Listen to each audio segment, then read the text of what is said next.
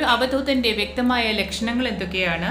അതായത് ഒരു വ്യക്തിക്ക് അവരെ എങ്ങനെ തിരിച്ചറിയാം? അവർ ഇന്ത്യയിൽ മാത്രമാണുള്ളതെന്ന് ഞാൻ വിശ്വസിക്കുന്നില്ല.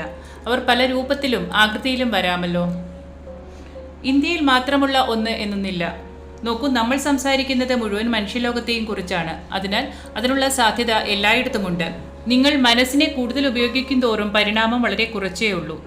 നിങ്ങൾ എല്ലാത്തിനെയും വിശകലനം ചെയ്യാൻ ശ്രമിക്കുമ്പോൾ നിങ്ങൾക്കൊന്നും മനസ്സിലാകുകയില്ല. അതിനാൽ നിങ്ങളുടെ മനസ്സിനപ്പുറം നിങ്ങൾ പോകണം. നോക്കൂ, കുറച്ചു സമയത്തിന് ശേഷം നിങ്ങളുടെ അവബോധത്തിൽ നിങ്ങൾ പൂർണ്ണമായും വ്യാപൃതമാകുമ്പോൾ മനസ്സ് വളരെ നിസ്സാരമായി തീരുന്നു. ഭൗതികമായ ആനന്ദങ്ങൾ ആസ്വദിക്കാനുള്ള ഒന്നാണ് മനസ്സ്. നിങ്ങൾ ഭൗതികമായ ആനന്ദങ്ങളിൽ അധിഷ്ഠിതരാകാതിരിക്കുമ്പോൾ, നിങ്ങൾ പൂർണ്ണമായും ഉള്ളിൽ ശ്രദ്ധ കേന്ദ്രീകരിക്കുമ്പോൾ, അതായത് പ്രഭവസ്ഥാനത്ത് ശ്രദ്ധ കേന്ദ്രീകരിക്കുമ്പോൾ നിങ്ങൾ ഒരു അവധൂതനാണ്.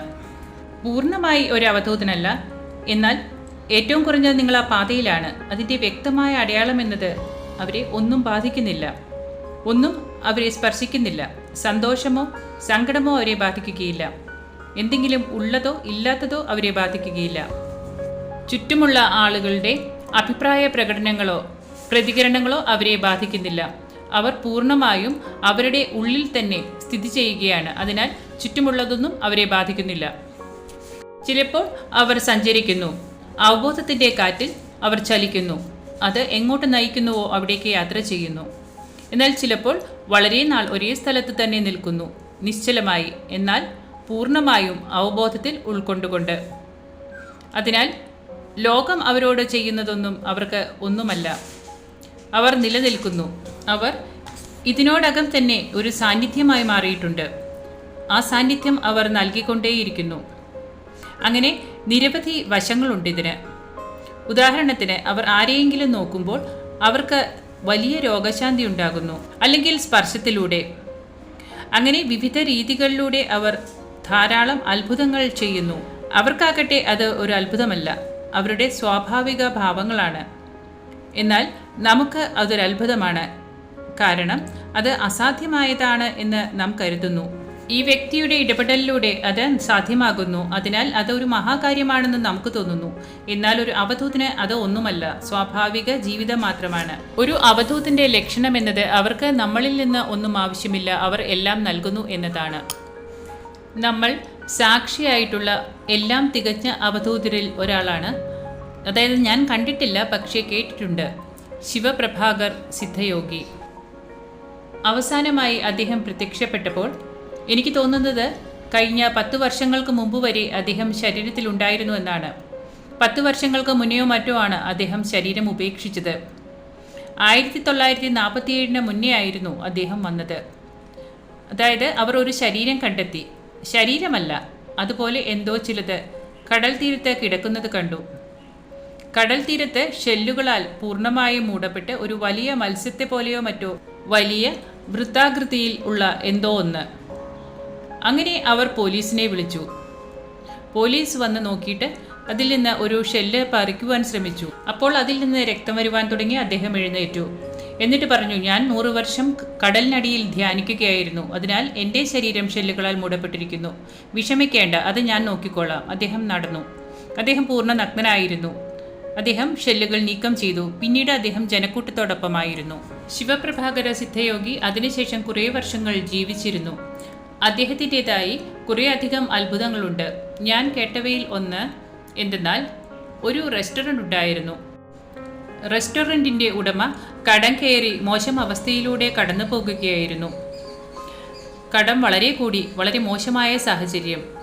അങ്ങനെ അയാൾ താൻ ആരാധിക്കുന്ന ദൈവത്തോട് പ്രാർത്ഥിച്ചുകൊണ്ട് പറഞ്ഞു, എനിക്ക് ആരുടെയെങ്കിലും സഹായം കിട്ടേണ്ടത് ആവശ്യമാണ്, അല്ലെങ്കിൽ എനിക്ക് ഈ ഷോപ്പ് നടത്തുവാൻ കഴിയുകയില്ല.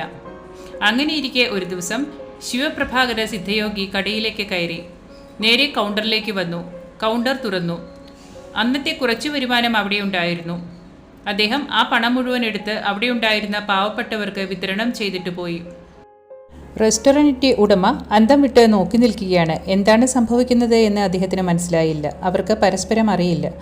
അദ്ദേഹത്തിന് ശിവപ്രഭാകര സിദ്ധയോഗിയെ അറിയുകയില്ല. എന്നാൽ ശിവപ്രഭാകര സിദ്ധയോഗിയാകട്ടെ അത് തൻ്റെ സ്വന്തം റെസ്റ്റോറൻ്റ് എന്ന പോലെ കയറി വരുന്നു.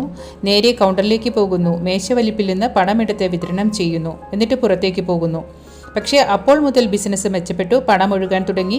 1 മാസത്തിനുള്ളിൽ അദ്ദേഹം തൻ്റെ എല്ലാ കടങ്ങളും തീർത്തു. ഇതെല്ലാം നിങ്ങൾ എങ്ങനെ നോക്കിക്കാണുന്നു? ഇതൊന്നും ഒന്നുമല്ല, അത്ഭുതമല്ല എന്ന് പറഞ്ഞാൽ നിങ്ങൾക്ക് തള്ളിക്കളയാം. പക്ഷേ ഓരോ അവധൂതനു ചുറ്റും ആയിരക്കണക്കിന് അത്ഭുതങ്ങളുണ്ട്. അവരെ സംബന്ധിച്ചിടത്തോളം ഇത് വലിയ കാര്യമല്ല. ആ റെസ്റ്റോറൻ്റ് ഉടമ തൻ്റെ ആരാധ്യദേവനോട് പ്രാർത്ഥിച്ചു. തൻ്റെ അവബോധത്തിൻ്റെ തലം കൊണ്ട് അത് യോഗിയിൽ പ്രതിഫലിച്ചു. അദ്ദേഹത്തിന് അത് കിട്ടി. അദ്ദേഹത്തിലേക്ക് അത് കൈമാറ്റം ചെയ്യപ്പെട്ടു. അദ്ദേഹം അതിനനുസരിച്ച് പ്രവർത്തിച്ചു, ഫലം ലഭിച്ചു. ഇതെല്ലാം നിങ്ങൾക്ക് വിശദീകരിക്കാൻ കഴിയാത്തവയാണ്. ഇതുപോലെ ആയിരക്കണക്കിന് സാധ്യതകളുണ്ട്. നിങ്ങൾ മസ്ത് എന്ന പുസ്തകം വായിക്കുകയാണെങ്കിൽ അവയിൽ ചിലത് നിങ്ങൾക്ക് കാണാൻ കഴിയും. അതിരുകൾ വ്യത്യസ്തമാണ്, അതിർത്തികളും ജോലിസ്ഥലവും വ്യത്യസ്തമാണ്, ഓപ്പറേറ്റിംഗ് ലെവൽ വ്യത്യസ്തമാണ്. ഇത് വിശദീകരിക്കാൻ എളുപ്പമല്ല.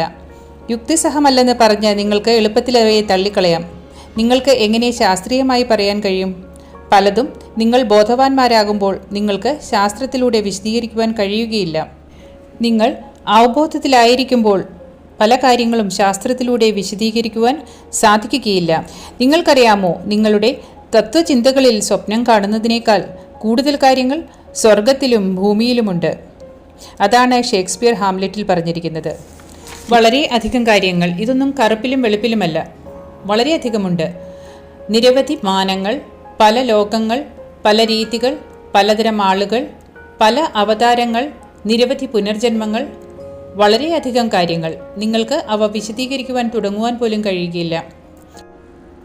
ഏതെങ്കിലും ദൈവത്തോടോ ദേവതയോടോ വിശുദ്ധനോടോ പ്രാർത്ഥിക്കുന്നവൻ എപ്പോഴും ആ അവബോധത്തോടാണ് പ്രാർത്ഥിക്കുന്നത് എന്നതാണോ അർത്ഥം? ആവണമെന്നില്ല. മിക്ക ആളുകളും അതിൽ വിശ്വസിക്കാതെ തന്നെ പ്രാർത്ഥിക്കുന്നു. നിങ്ങൾ കൂടുതൽ ആളുകളെ നോക്കുകയാണെങ്കിൽ എല്ലാ ആളുകൾക്കും വിശ്വാസമില്ലേ എന്ന് ഞാൻ പറയുന്നില്ല. എന്നാൽ വിശ്വാസം ഒട്ടും തന്നെയില്ലാത്ത പ്രാർത്ഥനകളും ഇതിൽ ഉൾപ്പെടുന്നുണ്ട്. ഇങ്ങനെ പ്രാർത്ഥിക്കുന്ന ധാരാളം ആളുകളുണ്ട്. ശരി, അത് സംഭവിക്കുന്നുവെങ്കിൽ സംഭവിക്കട്ടെ, അല്ലെങ്കിൽ പരാതി പറയും. ഇത് പ്രാർത്ഥനയല്ല, ഇത് മഹത്വവൽക്കരിച്ച പരാതിയാണ്. ഹേ നോക്കൂ, എനിക്ക് ഒന്നുമില്ല. അപ്പോൾ എന്താണ് സംഭവിക്കുന്നത്? നിങ്ങൾക്ക് പണമില്ലെന്ന് പ്രകൃതി പ്രതിഫലിപ്പിക്കുന്നു. നോക്കൂ, പ്രകൃതി നിങ്ങൾ എന്താണ് പരാതിപ്പെടുന്നത് അത് കൃത്യമായി പ്രതിഫലിപ്പിക്കുന്നു. നിങ്ങൾ എത്ര കൂടുതൽ പരാതിപ്പെടുന്നുവോ അത്ര കുറച്ചേ നിങ്ങൾക്ക് ലഭിക്കുകയുള്ളൂ. മറുവശമാണ് നന്ദി. ദൈവമേ നന്ദി, എനിക്കൊരു ശരീരമുണ്ട്, ഒരു നല്ല ശരീരം. എനിക്കെൻ്റെ ജീവിതമുണ്ട്. എനിക്ക് എൻ്റെ നല്ല ബന്ധുക്കളുണ്ട്, നല്ല സുഹൃത്തുക്കളുണ്ട്. എനിക്ക് നല്ല ഒരു അധ്യാപകൻ, ഗുരുവുണ്ട്. എനിക്ക് സുഖമാണ്.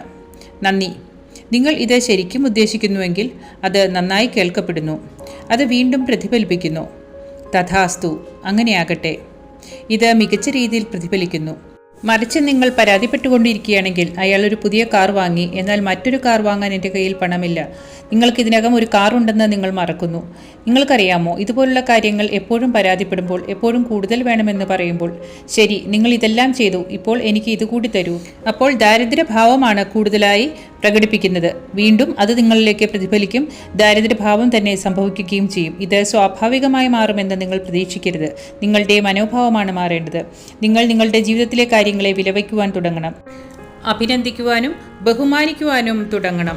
നിങ്ങൾ സ്വീകരിക്കുവാനും രജിസ്റ്റർ ചെയ്യുവാനും അഭിനന്ദിക്കുവാനും ആരംഭിക്കണം. അഭിനന്ദിക്കൽ പോലുമല്ല. ശരി, എനിക്ക് ഇവയെല്ലാം ഉണ്ട്, എനിക്കിത് മതി, ഞാൻ പൂർണ്ണതൃപ്തനാണ്, സംതൃപ്തനാണ്. അപ്പോൾ കൂടുതൽ കാര്യങ്ങൾ അതുപോലെ തന്നെ നിങ്ങളിലേക്ക് എത്തും.